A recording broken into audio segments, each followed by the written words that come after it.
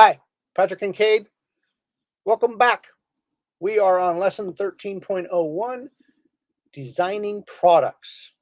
This lesson is rolling right along in the manufacture phase of the blueprint, and we are starting out a brand new module, the design module within the manufacture phase. We went through pre-manufacturing in the last module, and now we are in the design module. So we'll be going through 5 lessons in this module.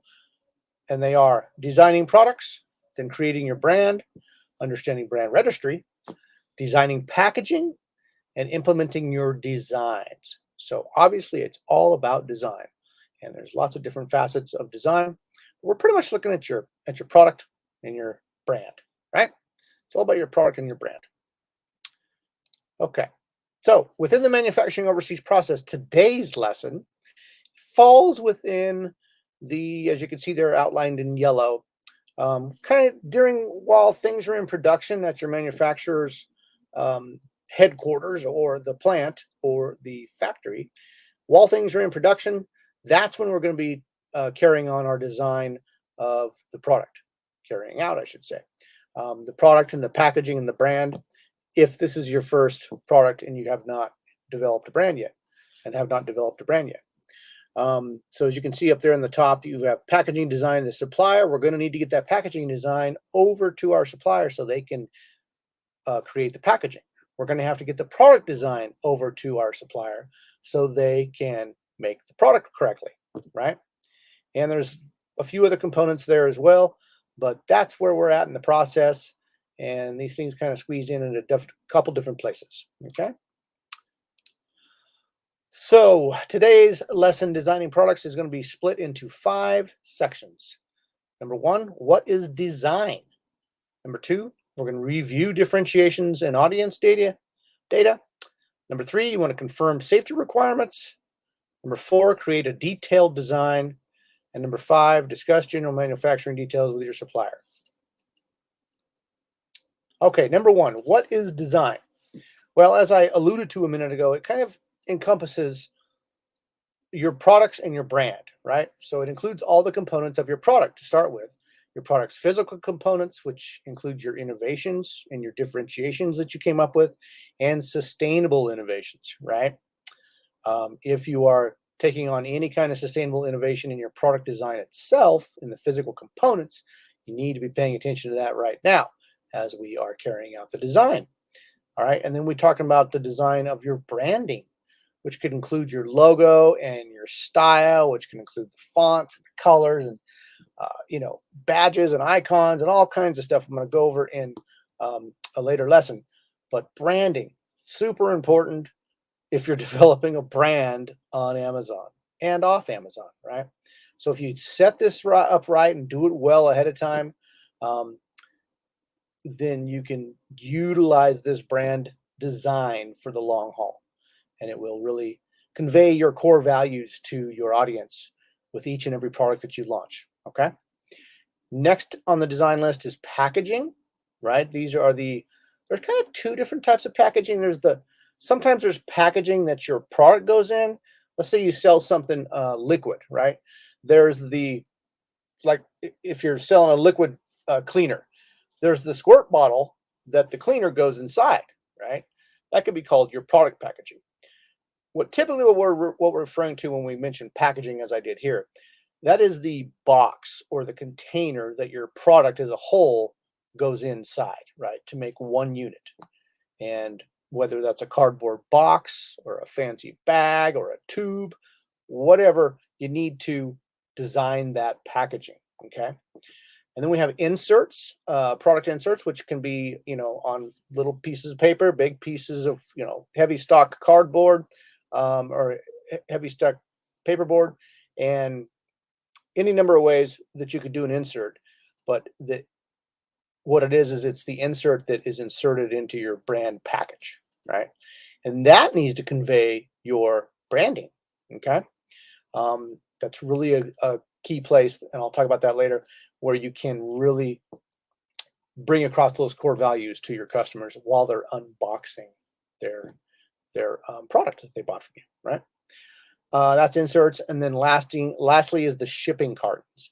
How are you going to have 8 units packed into a box? Will they go into one box? Well, I mean, one carton, or are we going to split the 8 between 2 smaller cartons, right?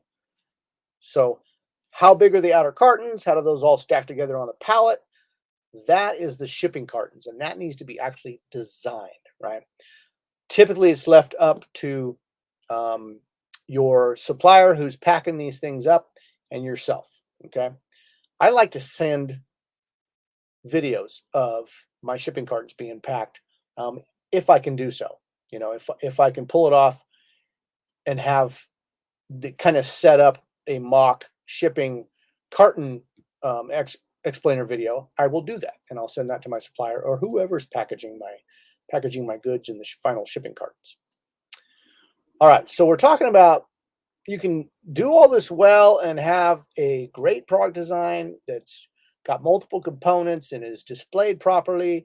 And later on, you can show a picture of this awesomely designed product in the upper left, or you can just do it ordinary and just slap something out, right? Like in the lower right. They both may be functional, but if you're trying to set yourself apart with all those, you know, if you're differentiating on this product, for instance, is the screen protectors and the camera protectors and the outer case and the inner case, you know, all those components are really, really important to make your product stand out all the more, right? I mean, there's a big difference between that one on the left there and the one on the right. Big difference. Okay, section 2, review innovations and audience data. This is something you want to do before you get going on your design. So, or while you're finalizing your design. So we're going to revisit your differentiation decisions prior that you made prior. And do you remember when we differentiated our product to stand out in the market? Well, you can see lesson 8.01 if you need to look back on that and kind of jog your memory. What we explained in that lesson was that there's easy ways to differentiate your product on Amazon, and the different ways that these are going to be incorporated into your design now is whichever ways you had chosen to differentiate your product, right? Remember, they were adding a new feature or bundling or packaging improvements or accessorizing, solving a customer problem, like for instance, with a new feature. Diversify by creating more sizes, shapes, colors that are in demand, and enhancements like extreme strength, extra large, bareback. Now remember, your differentiation has to be different enough so that competitors would have to launch an entirely new product to compete. So we're looking back at our differentiation points on the product, and now we want to incorporate those, okay? So incorporate your chosen points of differentiation into your product design. Don't forget to include climate-forward design ideas and components. We've gone over this before, but they can include materials, design innovations, suppliers, sustainable manufacturing habits, packaging, sustainable transport alternatives, and customer desires, especially from your audience surveys from PickFu and the Helium 10 audience tools. Okay, there's some lessons that I alluded to that go over these various climate-forward design components. But you want to make sure that you can be including these when you want to and when you can. Okay. Remember, we want to get those. We want to become sustainable e-commerce eventually, because if not, we're going to get left behind, right? If we don't have our products on Amazon be sustainable, more sustainable than they are now, as a whole of Amazon third-party sellers, you're going to get left in the dust, because you're going to see over time in coming years that it's going to become the norm to be more sustainable with your products on Amazon. So why not get out ahead of it, right? Okay, help. What does sustainable packaging mean? What kind of packaging should my business use? Well, there's what the product resides in, as I explained, like above, or the exterior packaging container. Okay, so there's 2 different types of packaging there. Most products don't fit in one of those containers on top, unless you're doing cleaning supplies or maybe, shampoo or, something that holds a liquid substance. Okay, point number 3, confirm your safety requirements. Okay, at this point, I want you to revisit your safety requirements, and I'm bringing a new article to play here. I'm bringing an article from Helium 10 from their blog that was written called Guide to Restricted Categories on Amazon. Okay. I want you to go read that. That is, I'll include this. Well, it's included here in the slide. So if you could please just go read that article, it's going to be very helpful in explaining the Amazon side of requirements. Okay. And you can also see the lesson we did before in lesson 9.05, final research on your product before sourcing. Okay. And here we covered in 9.05, confirming restrictions or prohibitions. And I just took some screenshots here. We were looking at different certifications that you may need. You may need these certifications just to get your product into the country past customs, right? So pay close attention to this and go back to that lesson if you forget this or if you didn't thoroughly go through that lesson at the time. It is really important that your product not have any troubles, and it will if it's on one of these lists where it needs one of these certificates, certifications, approvals. Then Amazon quite often will shut your listing down until you deal with it, and it could even result in suspension of your account. So you want to make sure that you're dialed into what your product is and where it fits in these restrictions and prohibitions. Okay. Number 4, section 4, create a detailed design, right? This is where we put our pen to paper or our design to page, and we create a detailed design for ourselves as well as our suppliers and whoever's doing our packaging, for instance, and whoever's making the product, for instance, who's packing and shipping that product in the cartons. There's designs that can be done of each of those steps, right? And essentially, when you're designing like a product insert as well, you're doing a design, right? But we're talking about the product right now in this case. And you can use a CAD designer on Fiverr or Upwork to help you out with this, right? And look at that. They're not that expensive, right? $25 and $50, you can get a CAD design done of your product, for a 3D printer to print up.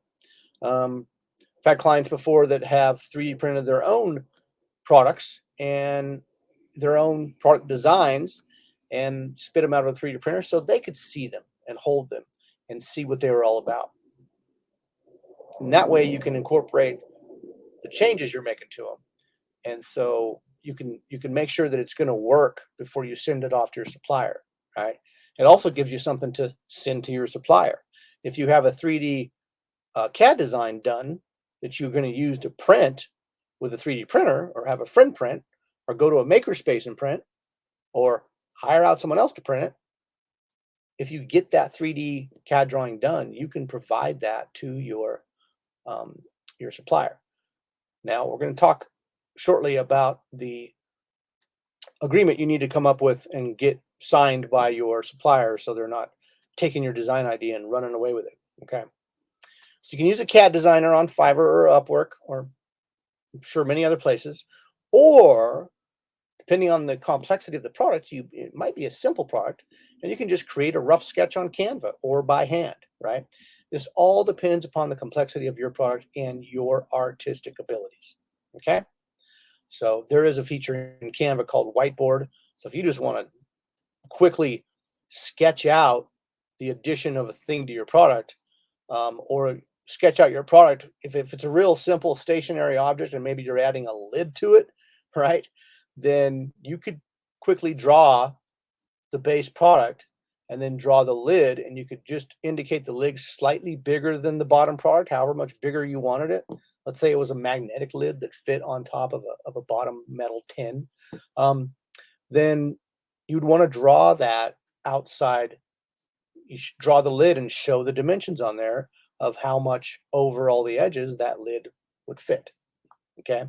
So that would be an idea. That would be an example of an easy differentiation that was done on a product, that's pretty simple, that you could sketch yourself. You could even sketch it out on a piece of paper with a pen. Okay. It's, the more professional you can make it look, the better. But it just depends on the complexity of the product. Okay. All right. And lastly, discuss general manufacturing details with your supplier. I alluded to this NNN a second ago, and it stands for non-disclosure, non-use, and non-circumvention. But you need to firm that up with your supplier. Okay. An NDA focuses narrowly on preventing secret information from being revealed to a third party or to the public, which is not sufficient for OEMs in China, right? If you're working with a manufacturer in China, an NDA is not going to be sufficient. It's not going to keep them very easily. They're going to have no problem with taking your design and going and making it for somebody else, or even going and patenting it in China or even the United States on their own, taking your design and stealing it. Okay. So in contrast, an NNN, a non-disclosure, non-use, non-circumvention agreement, not only contains confidentiality provisions, but also prevents misuse of confidential information. Okay. So I recommend you search Google for free China NNN template and modify it to fit your product and your suppliers and yours information, and have them put their stamp on that thing, right? They could use their red stamp. Okay. And then lastly, when we're talking to our supplier about our designs, we need to share the design with the supplier, right? So send a PDF of that CAD design or the sketch straight to the supplier. And then you might have to have some discussion back and forth, like, okay, can you make this happen, right? Is it going to fit into your production schedule and your production capabilities? Is it going to work in both of those things? So you need to make sure that you're communicating that with the supplier. And when you have a drawing or a design with notes on it, rather than hammering it out in an email or a text, when you've got something to look at, that both you can look at the same thing. Maybe you have a 3D model printed up on your 3D printer, and you can send them. You can ship to them in a few days' time, relatively inexpensive, the 3D model of your product. And then you can both be, on a video call or on a Skype session or whatever, you guys can both be referring to the same model.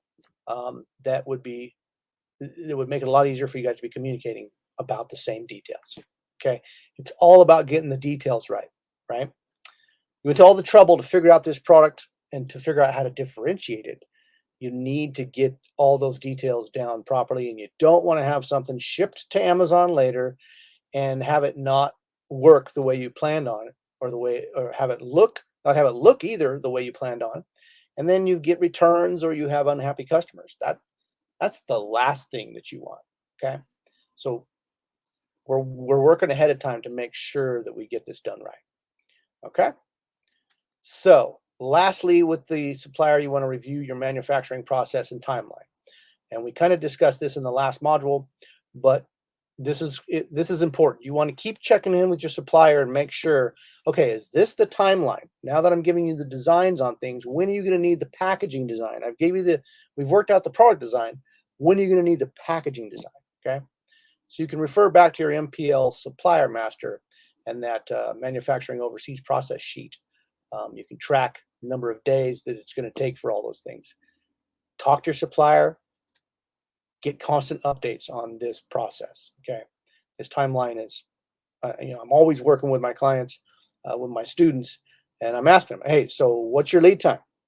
When is your supplier going to have that finished? How many days later are they going to ship it? Right. Or when can we have our freight forwarder arrange to have it picked up? These are constant questions that are coming up, and the only way to know is if you're in communication with your supplier and you have checked in. So now is a good time to do that during this design phase. While you're working with them, check in with them, see what the timeline is. Okay, so that covers that lesson. Remember, design is not just what it looks like and feels like. Design is how it works. I alluded to that a second ago, and Steve Jobs right here nailed that down, right? How your product works is what we're designing. And that's what the customers are going to care about. Okay. All right. That's enough out of me. I will see you on the next lesson. I hope this has served you. We'll see you next time. Take care.